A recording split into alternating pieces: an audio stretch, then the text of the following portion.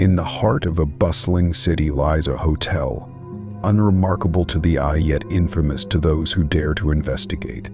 On the surface, it's like any other concierge at the desk, uniformed staff, and guests who check in and out without a second thought. But there's one room that no guest is assigned, no staff member will enter, and no reservation system acknowledges. It doesn't appear on floor plans, and those who speak of it only do so in whispers.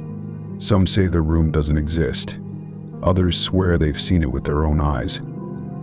But what truly makes room 616 legendary isn't its mystery, it's the people who dared to enter and were never seen again.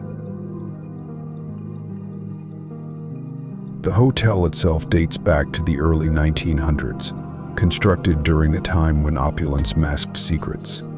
It stood tall as a symbol of prosperity, welcoming dignitaries, artists, and travelers from around the world.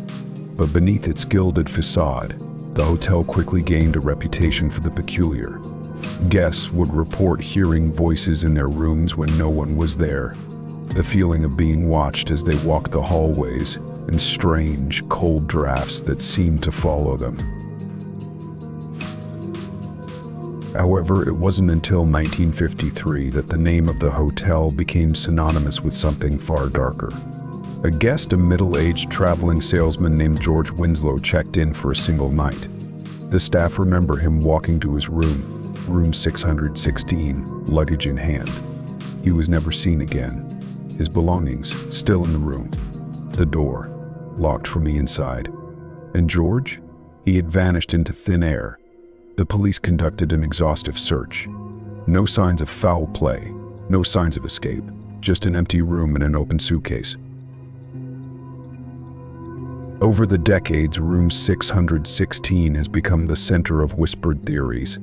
Paranormal investigators claim the room is a gateway, a threshold to another dimension. They point to the temperature fluctuations, the electromagnetic disturbances, and the way electronic devices seem to malfunction near the room. Skeptics, on the other hand, argue that these accounts are nothing more than urban legends, exaggerated by a hotel seeking attention. But there's one element they can't explain: the pattern. Since Winslow's disappearance, the hotel has documented at least 6 other incidents involving room 616.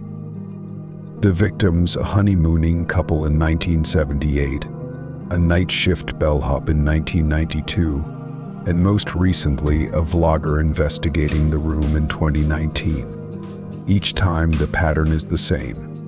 Guests or staff enter the room, and within 24 hours they're gone. No screams, no signs of a struggle, just silence. In 2007, investigative journalist Linda Carver decided to delve into the mystery of room 616. Armed with historical records, witness accounts, and a skeptical mind, she booked a stay at the hotel, requesting the room specifically. Initially, nothing seemed amiss. She recorded her findings meticulously, a detailed layout of the room, descriptions of the furnishings, and even a list of mundane hotel sounds she heard throughout the night. But in her final entry, Linda wrote something chilling. "I heard knocking from the inside of the closet. I opened it, and there was nothing there, just darkness. Yet I swear, I felt something staring back at me." Linda never finished her article. Her laptop was found abandoned on the bed, the closet door slightly ajar. And Linda, like so many before her, gone. Years after journalist Linda Carver vanished, her laptop retrieved from room 616 became a key piece of evidence. But it wasn't until a curious investigator cracked the laptop's encrypted files that something chilling was discovered. A folder titled Whispers. Inside were hours of audio recordings Linda had made during her stay. The recordings began innocently enough. The hum of the hotel air conditioning, distant footsteps in the hall, and Linda's voice narrating her observations. But as the hours ticked by, the recordings took a darker turn. Faint whispers began to weave into the background noise, too soft to understand but unmistakably there. Then, around 3 a.m., a chilling phrase became audible: "Turn around." Linda's breathing grew frantic, and the recording ended abruptly. Forensic audio analysts dissected the clips, attempting to trace the voices, but their findings only deepened the mystery. The whispers were layered, multiple voices speaking in languages both modern and ancient, overlapping in a way that defied logic. But the most unsettling discovery was this: at certain points, one voice matched Linda's own even though she wasn't speaking. In 2015, renovations in the hotel uncovered a forgotten storage closet containing old guest logs dating back to the 1940s. Among the brittle, yellowed pages, one detail stood out: an entry for room 616. Dated May 12, 1948, the guest's name was listed simply as M. Holloway. No address, no signature, just a single name that appeared multiple times in the book's history, always for room 616. Curious historians dug into the archives but could find no records of an M. Holloway living in the area. But the name reappeared in another startling location, a police report from 1905. M. Holloway was a clockmaker who was declared dead after disappearing in his workshop under strange circumstances. Witnesses claimed Holloway was obsessed with time, often muttering that it's the one thing no one can control.